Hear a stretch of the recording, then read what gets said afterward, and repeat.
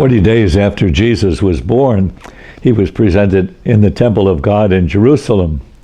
So we celebrate his presentation in the temple today. The temple in Jerusalem is more important in Luke's gospel than the stable in Bethlehem, where Jesus was born. An angel announces John the Baptist's birth to Zachary in the temple. Jesus came to the temple as a young boy, listening to those who taught there and asking them questions. Luke in his gospel doesn't dwell on what the temple looked like or its ritual. For him, the temple's where God's present, where God is recognized. So now, here, 40 days after his birth, two elderly Jews, Simeon and Anna, recognize Jesus. They're people of faith, representing generations of faithful believers waiting for the Messiah. Simeon takes the child in his arms. "Now, Master, you may let me go in peace, your servant, according to your word. For my eyes have seen your salvation, which you prepared in the sight of all the peoples, a light of revelation to the Gentiles and glory for your people Israel." After seeing the child, Anna goes out and tells everyone about him.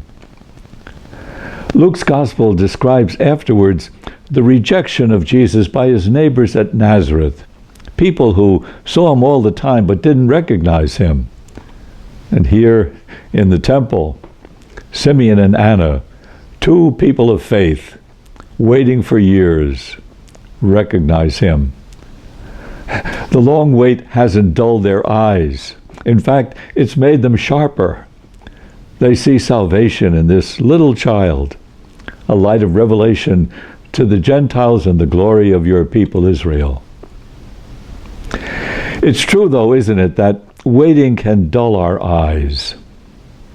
Year after year can diminish what we expect or hope for. Day after day, faith can get tired. Sacraments can become routine. Prayer can become rote. A holy place can be just another place. It wasn't so for these two. Their steady presence in the temple made them quicker to recognize the light that came into that place. We hope we can be like them. We bless candles today that burn in our church and our homes this year.